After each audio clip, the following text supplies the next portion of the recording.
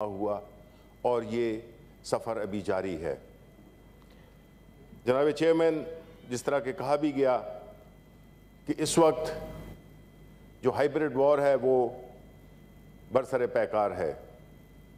اس کا جو بنیادی مقصد ہے وہ یہی ہے کہ بے یقینی اور مایوسی پھیلانا۔ یہ مایوسی اور یہ بے یقینی یقیناً ہمارے ملک کے مفاد میں نہیں ہے، اور یہ جو وار ہے یہ سرحدوں کی محتاج نہیں۔ اس لیے اس جنگ کے ساتھ لڑنے کے لیے ہمیں بحیثیت قوم مل کر مقابلہ کرنا ہوگا۔ جناب چیئرمین، آج کچھ تقاریر میں نے سنی اپنے اپوزیشن کے کولیگز کی، جس میں یہ تاثر دیا جا رہا تھا کہ جیسے اس ملک میں کبھی ان کی حکمرانی نہیں تھی۔ جناب چیئرمین، یہاں پہ جو میرے دائیں ہاتھ پہ بیٹھے ہوئے ہیں یہ وہ لوگ ہیں جو کہ پچھلے 40 سے 50 سال تک اس ملک پہ حکومت کرتے رہے ہیں۔ یہ وہ پارٹیاں ہیں جنہوں نے اس ملک میں جمہوریت کی تشریح اپنے انٹرسٹ کے مطابق کی۔ یہ وہ لوگ ہیں جن کو میجورٹی بھی ملی، 2/3 میجورٹی بھی ملی۔ اس وقت یہ کہاں تھے جب بجائے اس کے کہ وہ عوام کے فائدے کے لیے کوئی ترامیم کرتے، کچھ اداروں کو مضبوط کرتے، انہوں نے اپنے لیے ایک 15ویں ترمیم کے ذریعے اپنے آپ کو امیر المومنین بنانے کا پلان بنایا۔ ان کی سوچ ہی جمہوری نہیں، ان کی سوچ آمیرانہ ہے۔ یہ صرف کچھ دو خاندانوں کی پبلک لمیٹڈ کمپنیز کو ریپرزینٹ کرتے ہیں۔ جب الیکشن ہو تو 40 سال میں جتنے بھی الیکشنز ہوئے وہ تو ہوئے، لیکن جب اب ان کی باری، ان کی پارٹنرشپ عمران خان نے اپنی 22 سالہ جدوجہد کے تحت ختم کی، ان کی پارٹنرشپ توڑی، تو اب ان کو پورے ملک کے مفاد کا بھی خیال آ گیا، ان کو ہر چیز کا خیال آ گیا، جمہوریت کا بھی خیال آ گیا، ان کو ووٹ کی عزت کا بھی خیال آ گیا۔ لیکن جناب چیئرمین، اپنے دوران حکومت انہوں نے ووٹ کی عزت کا خیال ان کو نہیں تھا، ان کو صرف نوٹ کی عزت کا خیال تھا۔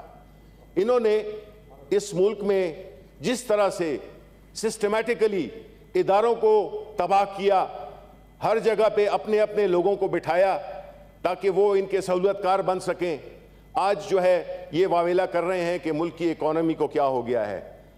یہ وہی ملک ہے جس میں کہ آپ کی مختلف حکومتیں رہیں، یہ ملک وہی ہے جس نے کہ آپ کے ملک کو غریب ہوتے ہوئے دیکھا، ملک کے اداروں کو تباہ ہوتے دیکھا، لیکن آپ کے جو اثاثے تھے وہ بڑھتے رہے۔ آپ نے پارلیمنٹ کو یوز کیا، پارلیمنٹ میں جھوٹ بولا، آج آپ جمہوریت کے چیمپئن بن گئے ہیں، آج آپ نظریاتی بن گئے ہیں۔ آپ کی جو یہ موسمی نظریاتی پن ہے اس سے قوم واقف ہے۔ آپ مشاہد اللہ خان نے آج جن باتوں کا ذکر کیا، ہمارے کولیگ ہیں، لیکن آج جس وجہ سے یہ اکٹھے ہوئے ہیں پی ڈی ایم کے بینر تلے، ان کا مقصد کیا ہے؟ ان کا مقصد تو یہ نہیں ہے کہ قوم کی بھلائی ہو، مہنگائی کم ہو، ان کا مقصد تو یہ ہے کہ یہ اکٹھے ہوں اور پھر اسی دور کو واپس لائیں جس نے کہ اس ملک کو کہیں کا نہیں چھوڑا، اداروں کو تباہ کیا، معیشت کو تباہ کیا، اور آج اپنی کرپشن چھپانے کے لیے آج اکٹھے ہوئے ہیں۔ حکومت پنجاب نے ان کی سہولت کے لیے سینیٹائزرز اور ماسک بھی فراہم کیے ہیں، لیکن میری پنجاب حکومت سے ایک ریکویسٹ ہے کہ وہ ان کے لیے رومال بھی ان کو دیں۔ رومال اس لیے دیں کہ یہ اپنے چہرے چھپا سکیں، کیونکہ جو ایک دوسرے کو یہ چور چور کہتے رہے تو اپنا منہ بھی چھپا سکیں۔ آج میں نے ان کو کل ایک چیلنج دیا تھا چیئرمین صاحب، میں نے چیلنج ان کو یہ دیا تھا کہ آپ اس سٹیڈیم کو آپ بھر دیں، نہیں کر سکیں گے آپ، تو ادھر انہوں نے شکست فوراً مان لی کہ آدھے سٹیڈیم کو انہوں نے سٹیج بنا دیا تاکہ بھر سکیں۔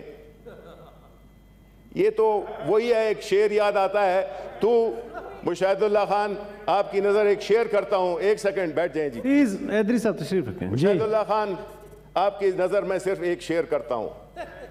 تو یہیں ہار گیا ہے میرے بزدل دشمن، تو یہیں ہار گیا ہے میرے بزدل دشمن، مجھ سے تنہا کے مقابل تیرا لشکر نکلا.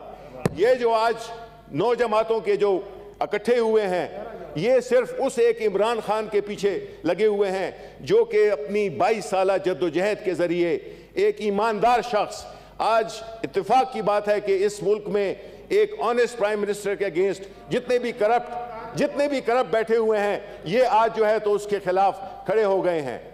لیکن آپ عمران خان